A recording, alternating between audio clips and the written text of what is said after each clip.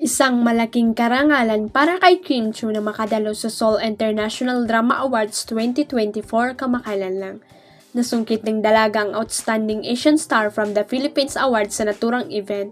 It feels so different to attend this kind of event with all artists all over Asia, mapa-creatives, performers, and producers. Grabe, sobrang nakaka-starstruck kasi napanood ko silang lahat mostly. Sobrang malaking karangalan talaga para sa akin na makasama sila dito. Ang mga mahuhusay na artista from South Korea, Malaysia, Singapore, Thailand at iba pa. Nakangiting payag ni Kim sa kanyang YouTube channel. Ayon sa aktres ay muntikan pa siyang hindi makarating sa event na antala umano ang paglipad ng eroplanong sinakyan noon ni Kim at ng kanyang mga kasamahan. Na-delay muntik pang di umalis kasi ang lakas ng ulan. Ang lakas ng ulan kaya hindi ako makapag-post see you Korea kasi hindi ako sure. Kwento ng dalaga. Hinding-hindi makakalimutan ni Kim ang kanyang naging karanasan sa Korea. Sa loob ng halos 2 dekadang pananatili sa show business, ay ngayon lamang nakatanggap ang aktres ng isang international award para sa kanyang mahusay na pagganap sa seryeng Linlang. It's truly a dream come true. What an honor to represent ABS-CBN in the Philippines and the international entertainment scene. Grabe, iba talaga yung feeling, hindi ko talaga makakalimutan.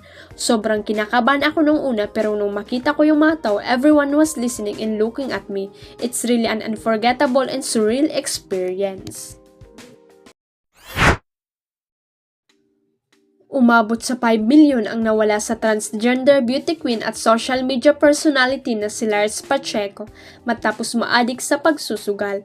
Mismong si Lars ang nagkwento sa publiko sa pamamagitan ng isang Facebook video kung paano siya unti-unting nalulong at naadik sa online gambling.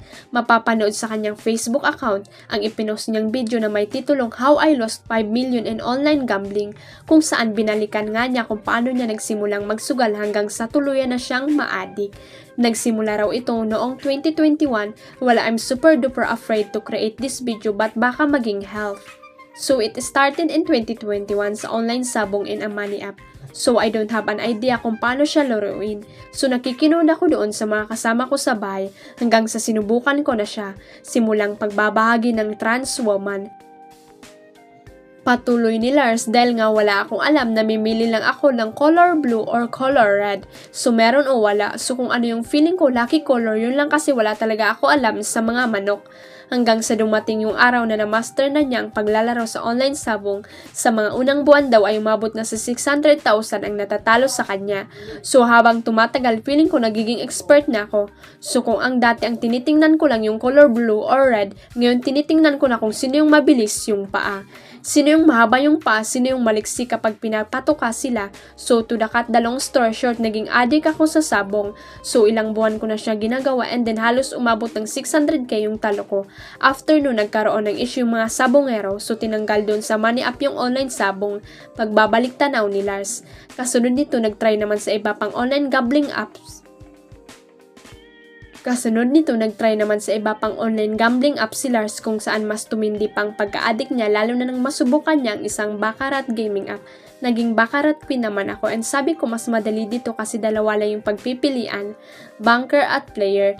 Dito mas naging seryoso yung lahat kasi yung gaming app nakakonekta na siya sa bank account ko. So every time na QR code lang i-scan mo, makakash in na siya dun sa gaming app.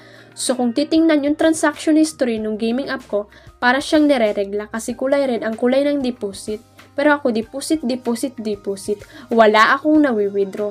Tapos dumating pa sa point na yung bank account ko nalilimit na siya. So tatawag ako dito sa friend ko Jonas, like sa pa-transfer nyo nga ako kasi limit na ako. Since ako nga to hindi nila naihindihan, siguro nahihiya sila. So ako naman tinatransfer nila and then pag di nila nalilimit, ita-transfer back ko sa kanila.